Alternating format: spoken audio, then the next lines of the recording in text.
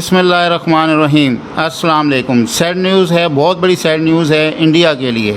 China ने बहुत बड़ा ऐलान किया है, बांग्लादेश की 5161 प्रोडक्ट के ऊपर ज़ीरो टैरिफ कर दिया है और बांग्लादेश को कहा है कि वो 1 जुलाई से काम शुरू कर दे। बांग्लादेश की जो प्राइम मिनिस्टर हैं हसीना वाजिद, वो बहुत खुश है। उन्होंने कहा कि चाइना ने हमारे लिए वो काम कर दिया जो हम कभी सोच भी नहीं सकते थे। चाइना ने जो टैरिफ ज़ीरो किया है उसका बहुत बड़ा बेनिफिट होगा बांग्लादेश के इकोनॉमी को। बांग्लादेश की इकोनॉमी जो है वो स्ट्रॉन्ग हो जाएगी। ज़ाहिर है कि इकोनॉमी के अंदर इन्वेस्टमेंट आएगी, इन्वेस्टमेंट आने की वजह से मैन्युफैक्चरिंग होगी और इकोनॉमी स्ट्रॉन्ग होगी।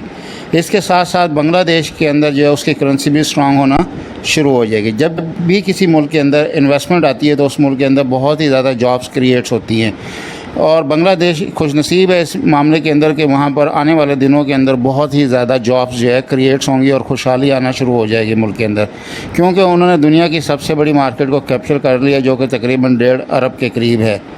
इन्वेस्टर जो है वहाँ पर आना शुरू हो जाएगा और इन्वेस्टर आने से वहाँ पर नई फैक्ट्रियाँ लगेंगी, नया काम शुरू होगा, मैन्युफैक्चरिंग होगी, नई प्रोडक्ट्स बनेंगी और वो तमाम प्रोडक्ट्स जो हैं वो पूरी दुनिया के अंदर जाएगी, जिसकी वजह से बांग्लादेश का नाम होगा और वो इसको कैश करवाएंगे और तमाम दुनिया तक माल को सप्लाई करने की कोशिश करेंगे।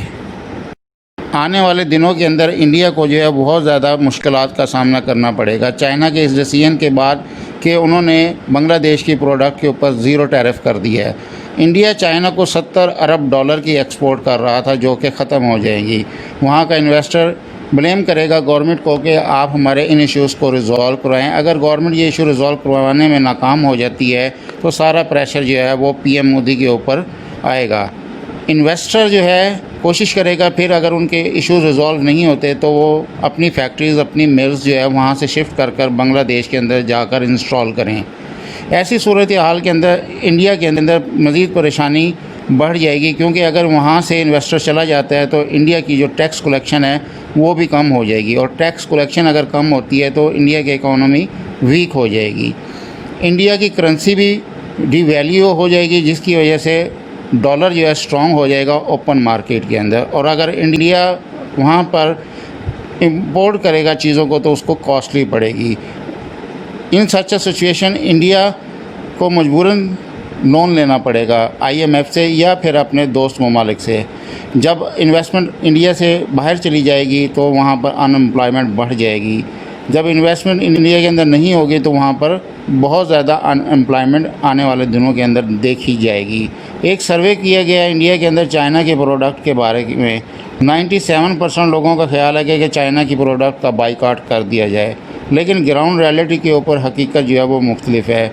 चाइना का मोबाइल वहाँ पर एक लॉन्च होता है और चंद ही मिनटों और घंटों के अंदर जो है उसका स्टॉक वहाँ पर ख़त्म हो जाता है, क्योंकि ग्राउंड रियलिटी कुछ और है और इंडिया का मीडिया कुछ और बता रहा है। पाकिस्तान ने एक बहुत ही बड़ी एक्सपोर्ट की अपॉर्चुनिटी को मिस कर दिया है जो कि बांग्लादेश ने अवेल की है। इसकी वजह यह है कि पाकिस्तान के अंदर जो है वो प्रोडक्शन की एनवायरनमेंट जो है वो बिल्कुल भी बेहतर नहीं है। यहाँ पर एक तो बिजली के रेट इतने ज़्यादा है कि जिसकी वजह से मैन्युफैक्चरिंग कॉस्ट जो है प्रोडक्ट की इंक्रीज़ हो जाती है और जब आप इंटरनेशनल मार्केट में अपनी चीज़ को बेचने के लिए जाते हैं तो उसका कोई ख़रीदार वहाँ पर नहीं होता। और दूसरी तरफ जो है वो चाइना ने जो है नेपाल को और बांग्लादेश को अपने साथ मिला लिया है, जिसकी वजह से इंडिया जो है वीक हो गया है, बहुत ज़्यादा वीक हो गया है। हसीना वाजिद बहुत खुश है कि उन्होंने 1.5 अरब की मार्केट को जो है वो एक्वायर कर लिया है और अब उनकी इकोनॉमी भी स्ट्रॉन्ग होने जा रही है मुस्तकबिल के अंदर। दूसरा, चाइना ने नेपाल को और बांग्लादेश को रॉ के असर से भी निजात दिलवाई है ताकि वो आज़ादाना तौर पर काम कर सकें, बिज़नेस कर सकें और उनके मुल्क के अंदर खुशहाली आए। आने वाले दिनों के अंदर NRC रूल के तहत चाइना बांग्लादेश को कहेगा कि आप वो करें जो मैं आपको कहूँगा, क्योंकि हमने आपको 1.5 अरब की मार्केट दी है। ज़ाहिर है कि जब बांग्लादेश चाइना के साथ बिज़नेस करेगा दुनिया की सबसे बड़ी मार्केट के अंदर तो बेतहाशा मुनाफा कमाएगा। फिर वो इस मुनाफे के पैसों से चाइना से जो है वो हथियार ख़रीदेगा जो कि आने वाले दिनों के अंदर जो है वो इंडिया के ख़िलाफ़ इस्तेमाल होंगे। यहाँ पर सारी गेम मफादात की है। बांग्लादेश अपना मफाद देखेगा, चाइना अपना मफाद देखेगा। बांग्लादेश को ये मुफाद होगा कि उसको दुनिया की सबसे बड़ी मार्केट बिज़नेस करने के लिए मिल रही है, उसकी प्रोडक्ट वहाँ पर भी जा रही हैं और वहाँ से आगे दूसरी दुनिया में भी जा रही हैं और उसका नाम मशहूर हो रहा है। इसी तरह चाइना के पास जो है वो टोटल रिज़र्व तकरीबन 32 अरब डॉलर है, जो कि इस वक्त तकरीबन सबसे ज़्यादा है। अगर चाइना चाहे तो दुनिया के 70 से 80 मुल्क वैसे ही ख़रीद सकता है, लेकिन अगर वो इसमें से 100 अरब डॉलर निकाल कर मुख्तलिफ़ मुल्कों के अंदर तकसीम कर दे और उनको ये कहा जाए कि आपने ये पैसे हमें बाद में दे देने हैं, इंडिया के ख़िलाफ़ आप खड़े हो जाएं, तो वो ममालिक यकीनन इंडिया के ख़िलाफ़ जो है वो खड़े हो जाएंगे।